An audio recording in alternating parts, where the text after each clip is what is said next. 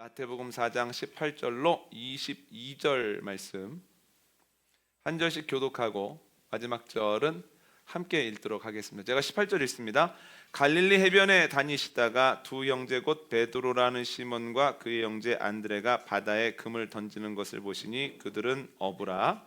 말씀하시되 나를 따라오라. 내가 너희를 사람을 낚는 어부가 되게 하리라 하시니 그들이 곧 그물을 버려두고 예수를 따르니라.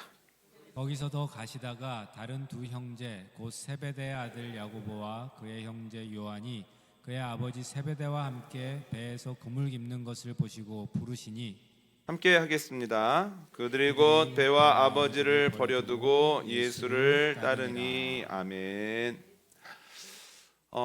여러분, 예수님의 제자 하면 누가 가장 먼저 떠오르십니까? 그렇죠? 베드로가 가장 먼저 떠오릅니다. 그러면 예수님의 제자하면 왜 가장 먼저 베드로가 떠오를까요? 예수님께 가장 먼저 부름을 받았기 때문인가? 아니면 예수님께 가장 큰 사랑을 받았기 때문인가? 그런데 이 질문에 대해서도 한번 생각을 해봐야 됩니다. 베드로가 가장 먼저 예수님께 부름을 받았는가라고 하는 거죠. 한번 읽어볼까요? 요한복음 1장 40절로 42절을 화면을 보시고 읽겠습니다. 우리 예배 때는 시작. 요한의 말을 듣고 예수를 따르는 두 사람 중에 하나는 시몬 베드로의 형제 안드레라. 그가 먼저 자기의 형제 시몬을 찾아 말하되 우리가 메시아를 만났다 하고, 메시아는 번역하면 그리스도라. 데리고 예수께로 오니 예수께서 보시고 이르시되 내가 요한의 아들 시몬이니 장차 게바라 하리라 하시니라. 게바는 번역하면 베드로라. 아멘. 세례 요한이 제자 두 사람과 함께 이야기를 나누고 있는데 예수님이 그 앞을 지나가십니다. 예수님을 보시고 세례 요한이 두 제자에게 보라 하나님의 어린 양이다 이렇게 얘기를 하죠. 그 이야기를 듣고 나서부터 세례 요한을 따르던 두 제자가 예수님을 따르기 시작하는데 그 중에 하나가 안드레라는 거예요. 요한복음에 따르면 그 안드레가 예수님을 따르는 중에 확실히 메시아다라고 하는 것을 깨닫고 자기의 형제 시몬에게 가서 내가 메시아 만났다고 함께하면 좋겠다라고 이야기를 해서 그 시몬이 같이 다니는데 그 시몬이 게바이기도 하고 나중에 이걸 번역해 보니까 베드로라는 거예요. 그러면 베드로가 가장 먼저 부름을 받았습니까? 아니면 안드레와 그 옆에 있는 사람이 먼저 부름 받았습니까? 베드로보다 먼저 부름 받은 사람이 있다는 거예요. 그래서 베드로가 처음 부르심을 받았기 때문에 이렇게 유명하고 잘 알고 있구나라고 하는 것 자체가 틀린 얘기라고 하는 거죠. 또 하나 점검해 볼 게 있는데요. 여러분, 가장 사랑을 받은 게 베드로냐? 그러니까 베드로가 큰 사랑을 받았습니다만 가장 큰 사랑을 받았다고는 확실하게 얘기하기가 쉽지 않다는 거예요. 이번엔 요한복음 말씀 다시 볼까요? 요한복음 13장 21절로 25절입니다. 시작. 예수께서 이 말씀을 하시고 심령이 괴로워 증언하여 이르시되 내가 진실로 진실로 너희에게 이르노니 너희 중 하나가 나를 팔리라 하시니 제자들이 서로 보며 누구에게 대하여 말씀하시는지 의심하더라. 예수의 제자 중 하나 곧 그가 사랑하시는 자가 예수의 품에 의지하여 누웠는지라. 시몬 베드로가 머리짓을 하여 말하되 말씀하신 자가 누구인지 말하라 하니 그가 예수의 가슴에 그대로 의지하여 말하되 주여 누구니까. 아멘. 예수님께서 제자들과 유월절 식사를 하시다가 갑자기 이런 말씀하십니다. 너희 중에 하나가 나를 팔아 넘길 거다. 제자들이 깜짝 놀랍니다. 그리고 서로가 서로를 의심의 눈초리로 바라봅니다. 아니 대체 누가 우리 예수님을 팔아? 누가 이렇게 감히 이런 일을 할 수가 있어? 궁금하잖아요. 그러니까 베드로가 예수님께 물어보고 싶은데 자기가 물어보는 것보다 더 좋은 방법이 있는 거예요. 요한복음을 보면 종종 베드로보다 더 가까이에 있는, 그래서 예수님께서 그를 사랑하시는 제자라고 표현을 한, 그리고 식사 자리에서 예수님의 품에 안겨 씹혀 있다시피 한 사람이 있거든요. 그러니까 베드로가 자기가 안 물어보고 그 제자한테 턱으로 이렇게 하는 거예요. 이게 뭡니까? 야 누군지 알아봐 이렇게 하는 거죠. 그러니까 그 품에 안겨 있다시피 한 제자가 품에 거의 안겨가지고 예수님 누구입니까? 이렇게 물어보죠. 그러니까 예수님이 베드로를 크게 사랑하신 건 틀림없습니다만 베드로를 제일 사랑했어 라고 말할 수는 없다는 거예요.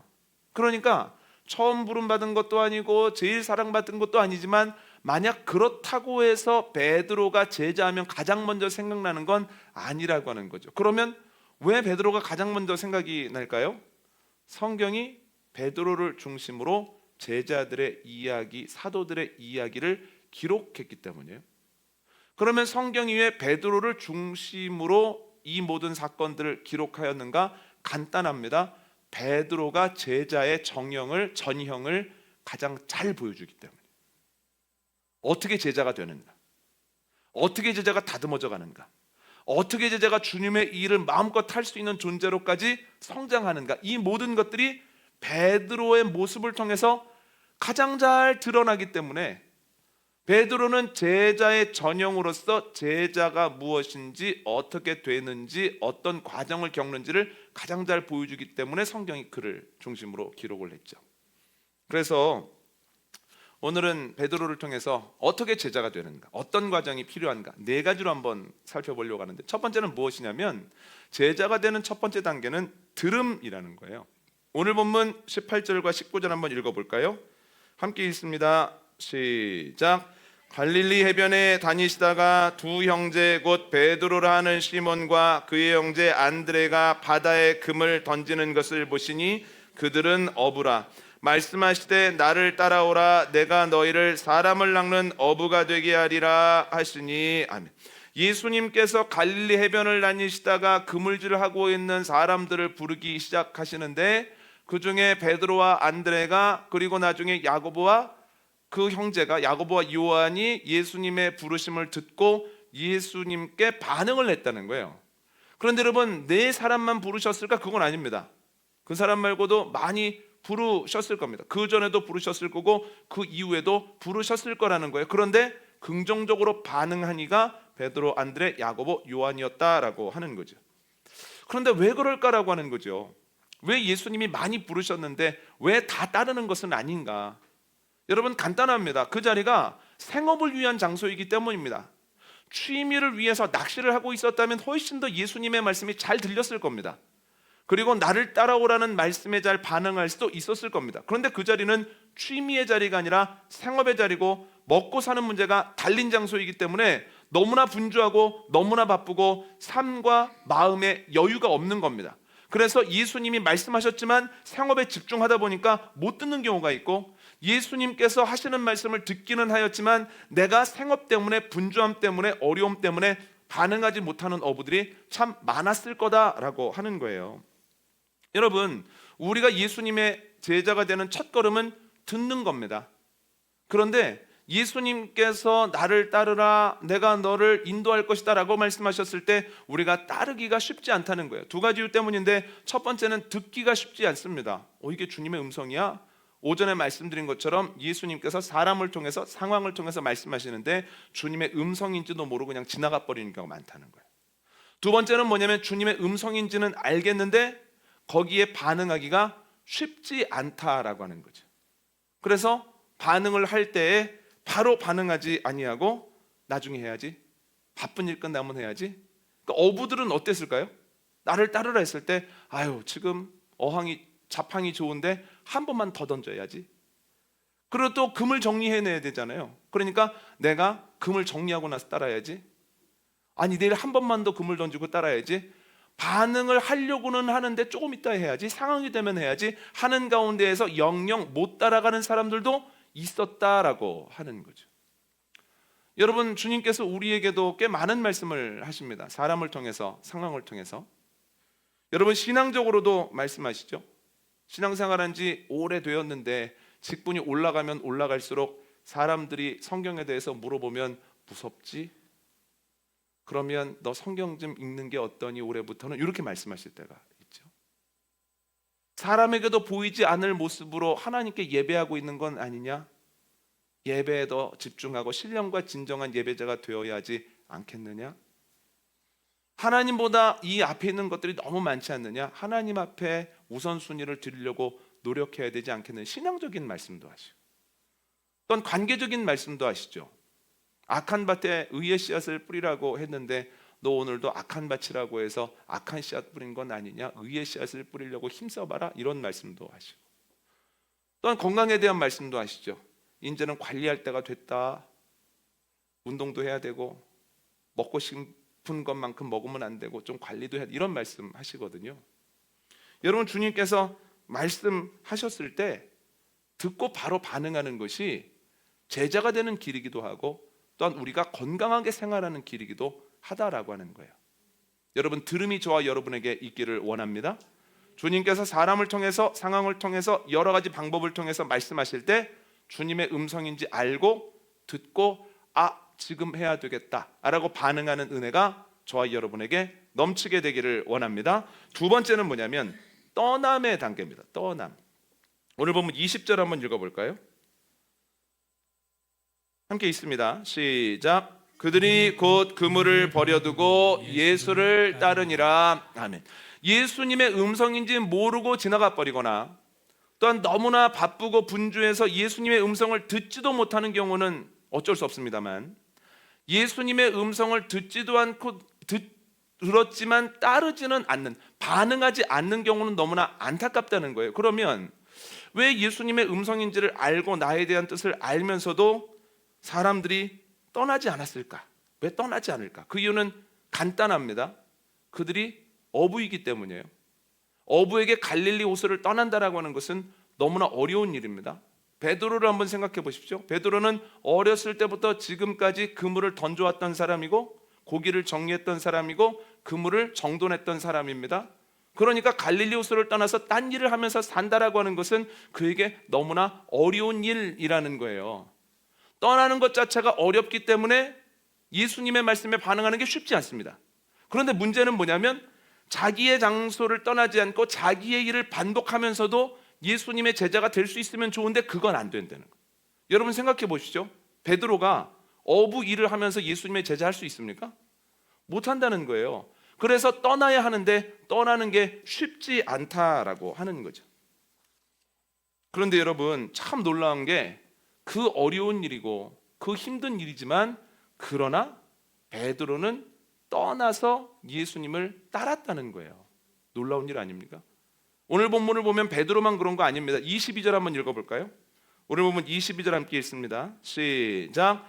그들이 곧 배와 아버지를 버려두고 예수를 따르니라. 아멘.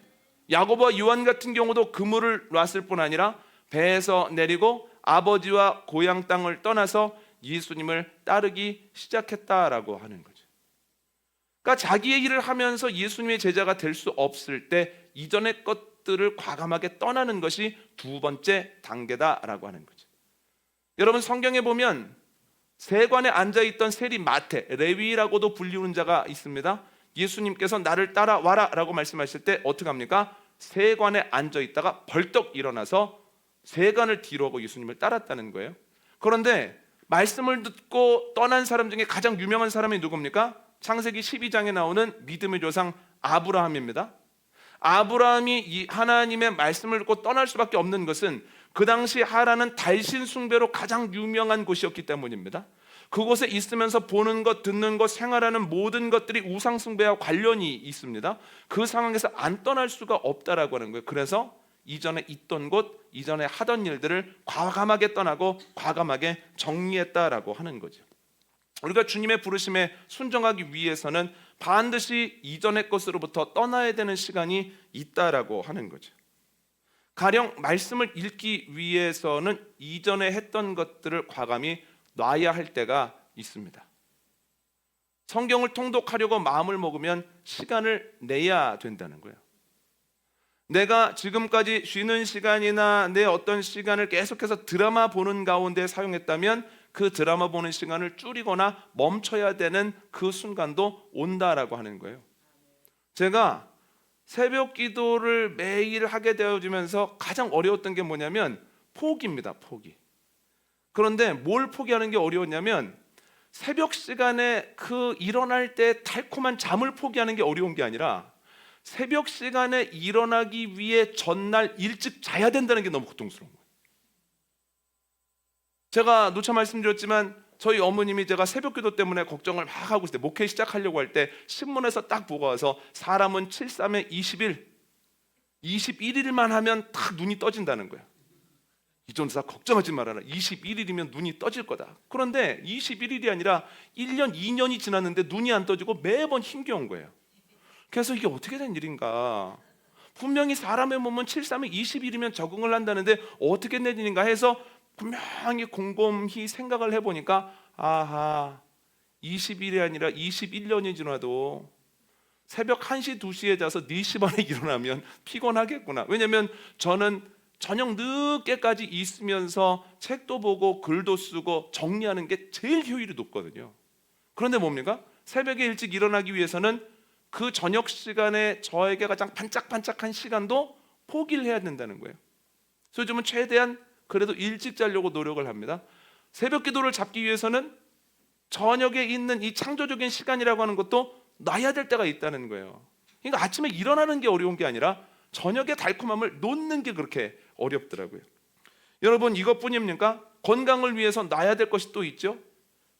맛있는 거 놔야 됩니다. 탁 나오네. 맛있는 걸 놔야 되는데 내가 먹고 싶은 거, 맛있는 거를 내가 원하는 만큼 먹어서는 도저히 살이 빠질 수 없고 도저히 건강으로 갈 수 없다는 거예요. 그럼 어떻게 해야 됩니까? 내가 하나님의 사역을 감당하기 위해서 몸의 강건함을 유지하기 위해서는 때로 먹고 싶지 않은 것도 먹어야 돼요. 때로 먹고 싶지만, 더 먹고 싶지만 멈춰야 되는 순간도 분명히 있다라고 하는 거. 또한 내 가만히 머물러 있는 것이 나에게는 편안한 일이지만, 그러나 하나님의 나라를 위해서 운동을 해야 될 때도 있다라고 하는 거죠. 또한 여러분, 의의 씨앗을 뿌린다라고 하는 것은 결코 쉽지 않습니다. 이거 의의 씨앗을 뿌리려고 하는데 옆에 있는 사람이 그런 거 뿌릴 필요 없어. 그런 거 뿌리면 너만 바보 되는 거야. 그거 뿌리면 안 돼 라고 얘기를 하면 사람은 죄인이기 때문에 어떻게 될까요? 금방 악한 씨앗으로 이렇게 뿌려버립니다. 그래서 여러분, 옆에 좋은 사람이 있는 것, 하나님의 은혜로 충만한 사람이 있는 게 그렇게 중요합니다. 그래서 제가 무슨 말씀 드리려고 하는 거냐면, 의의 씨앗을 뿌리고자 하면 때로 내가 의의 씨앗을 뿌리는 것에 방해가 되어주는 관계 혹은 방해가 되어주는 공간은 때로는 하나님의 나라를 위해서 끊어내야 될 때도 있다라고 하는 거예요. 그래서 제자가 되어주는 두 번째 단계를 굳이 말씀드리자면 떠남이라는 거예요. 이전의 장소, 익숙했던 일, 익숙했던 관계를 때로는 단절해야 될 필요도 있다라고 하는 거죠. 이게 베드로가 알려주는 두 번째 단계입니다. 세 번째는 뭐냐면 따름이라는 거예요. 여러분, 오늘 본문은 베드로가 그리고 야고보와 요한이 안드레가 그물을 놓고 따르는 장면까지만 나오거든요. 그런데 그 뒤에 성경 말씀을 읽어보면 요때만 따르는 게 아니라 계속 따라다닙니다. 한번 읽어볼까요? 화면을 보시죠. 마태복음 5장 1절입니다. 시작. 예수께서 무리를 보시고 산에 올라가 앉으시니 제자들이 나온지라. 아멘. 예수님이 산에 올라가니까 제자들이 따라갔습니까? 안 따라갔습니까? 따라갔죠. 마태복음 8장 한번 읽어볼까요? 마태복음 8장 23절입니다. 시작. 배에 오르심에 제자들이 따랐더니. 아멘. 예수님께서 산에서 내려오셔서 적지 않은 병자들을 고치시고 그 다음에 말씀을 가르치신 이후에 배를 타고 건너편으로 가십니다. 그런데 배를 타고 건너편으로 가시다가 풍랑을 만나는데 풍랑이 만만치 않습니다. 제자들이 죽을 것 같아서 예수님을 깨웠다는 거예요. 이 말은 갈릴리 호수를 건너다가 적지 않은 고생을 했다는 거예요. 예수님의 말씀대로 했을 뿐인데, 그러면 다음부터는 어떻게 하면 좋겠습니까? 가만히 생각해봐서 갈만하면 가고 어려울 것 같으면 안 가고, 산은 따라가는데 바다는 동행 안 하고 이러기가 쉽잖아요. 근데 참 재밌는 사실은 그럼에도 불구하고 제자들이 계속해서 예수님 가시는 곳마다 따라다녔다라고 하는 거예요. 여러분, 우리가 말씀을 따르는 중에 반드시 고비가 있습니다. 내 옛 습관을 버리고 내가 익숙했던 장소를 떠나서 예수님을 따라가는 도중에 반드시 고비가 있는 것은, 여러분, 성경을 읽다가 갑자기 어렵거든요. 오늘만 쉴까? 오늘만 쉴까? 그러다가 한 달, 두 달, 1년이 멈춰버립니다. 고비가 반드시 있다라고 하는 거예요. 기도를 하는데 상황에 변화가 없거나 상황이 점점 더 안 좋아지는 것 같으면 기도해서 뭐해? 기도 안 할 거야 하면서 기도를 딱 그쳐버리는 경우가 있다라고 하는 거예요. 여러분, 운동을 하다가 갑자기 이만하면 됐어, 내가 운동선수 할 것도 아니고 그 딱 멈추잖아요. 그때부터는 다시 시작하기가 쉽지 않다라고 하는 거예요. 의의 씨앗을 뿌리는데 그 의의 씨앗에 대한 열매가 잘 열리지 않거나 오히려 내가 의의 씨앗을 뿌린다고 해서 다른 사람이 그것을 이용해 먹는 것들을 보는 그 가운데에서 나만 바보 됐네 하는 순간이 반드시 오거든요. 다시 말하면 예수님을 따르기 위해서 떠나는 것도 어렵지만 그 익숙한 곳에서 떠나서 포기하지 아니하고 계속해서 예수님을 따라가는 과정이 더 만만치 않다라고 하는 거예요. 세 번째는 뭐냐면 예수님을 따름, 그런데 포기하지 않고 계속해서 따름이라는 과정이 필요하다라고 하는 거예요. 네 번째는 뭐냐면 깨침입니다. 자, 여러분 정리해 볼까요? 베드로를 통해서 할 수 있는 제자의 전형, 첫 번째 뭡니까? 들음이죠. 두 번째는 뭡니까? 떠남이죠. 세 번째는 뭡니까? 따름이죠. 그렇죠? 그러면 이렇게 계속해서 하는 과정 가운데 어떤 일이 일어나느냐? 네 번째는 깨침인데요. 여러분, 이 모든 것들을 감수하면서 따라갔던 베드로와 제자들의 변화를 한번 보십시오. 마태복음 16장 한번 읽어볼까요? 마태복음 16장 15절로 17절입니다. 시작. 이르시되 너희는 나를 누구라 하느냐? 시몬 베드로가 대답하여 이르되 주는 그리스도시요 살아계신 하나님의 아들이시니이다. 예수께서 대답하여 이르시되 바요나 시몬아 내가 복이 있도다. 이를 내게 알게 하니는 혈육이 아니요 하늘에 계신 내 아버지시니라. 아멘. 예수님께서 제자들에게 물어보십니다. 사람들이 나를 누구라고 하더냐? 그랬더니 누구는 세례 요한이라고 하고 누구는 엘리야라고 하고 누구는 훌륭한 선지자라고 합니다. 그랬더니 예수님께서 그럼 너희는 나를 누구라고 생각하느냐? 그랬더니 베드로가 명확하게 바로 얘기를 합니다. 주는 그리스도시요 살아계신 하나님의 아들입니다. 이렇게 얘기를 하죠. 그리스도라고 하는 말은 또 다른 말로는 메시아라는 거거든요. 그러니까 예수님이 메시아라고 하는 살아계신 하나님의 아들이라고 하는 아주 분명한 고백을 한 겁니다. 그랬더니 예수님께서 깜짝 놀라시면서 뭐라고 말씀하십니까? 바요바 시몬아 너에게 복이 있도다. 이를 알게 하신 이는 혈육의 아버지가 아니라 하늘에 계신 아버지시다. 이렇게 얘기를 하죠. 이게 뭘 뜻하냐면 여러분 제자들의 모습을 보면 저 정도면 나도 할 수 있겠다 싶습니까? 난 저건 못해 싶습니까? 한번 조사해 볼까요? 베드로를 보면서 야, 저 정도면 나도 하겠다. 못할 거야. 아니면 나는 진짜 저 정도 못하겠다. 못할 것 같으세요? 저는 두 개로 나눌 것 같은데 사복음서에 나오는 베드로 정도면 할 수 있을 것 같아요. 그죠? 예수님 따라다니면서 기적도 경험하고 그리고 친구들하고 누가 더 높으냐를 가지고 아웅다웅하기도 하고 또 예수님 따라간다고 큰 소리 쳤다가 예수님 잡혀갈 것 같으니까 막 도망가다고 좀 찔려가지고 예수님을 떠나지 않고 따르기는 하되 나에게 해가 없을 만큼 멀찍이 정도 따르고 그 정도는 저도 할 수 있을 것 같습니다. 그런데 사도행전에 나오는 베드로는 자신이 없습니다. 어떻게 저럴 수가 있을까? 이제 물론 이에 대해서는 다음에 또 나누게 되겠습니다만 그런데 여러분 그렇게 한심해 보이는 베드로와 제자들인 거예요. 아니 배에서 내려서 갈릴리 호수를 떠났다고 해도 이게 뭐야?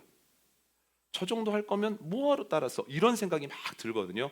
그런데 한심해 보이는 베드로와 제자들 입에서 뭐가 나옵니까? 정확한 고백이 나오더라는 거예요. 여러분 자신도 모르는 사이에 뭘 알게 된 겁니까? 예수님이 누구신지를 알게 되는 순간이 왔다라고 하는 거예요. 여러분 깨침의 순간이 있죠. 여러분 공부를 하다 보면 이렇게 곡선처럼 이렇게 발전하면 좋은데 과학자들의 그 말에 따르면 이렇게 발전을 안 한다는 거예요. 어떻게 발전합니까? 아무런 변화가 없는 것 같다가 폭 올라가고 아무런 변화가 없는 것 같다가 폭 올라간다는 이게 공부뿐만 아니라 운동도 그렇고 예체능도 그렇다는 거예요. 그래서 아무런 변화가 없는 것 같은 순간에 대부분의 사람들이 포기한다는 거예요. 그런데 아무런 변화가 없는 것 같은 순간에 계속해서 해야 될 일을 감당하는 가운데 나도 모르는 사이에 혹 하고 올라갈 때가 있죠. 신앙도 마찬가지입니다. 신앙생활하다가 왜 포기하겠습니까? 내가 하나님의 음성을 듣고 난 하나님의 음성에 반응하는 가운데에서 내가 이전의 모습을 버리고 꽤나 따라갔는데 아무런 변화가 없으니까 안 해.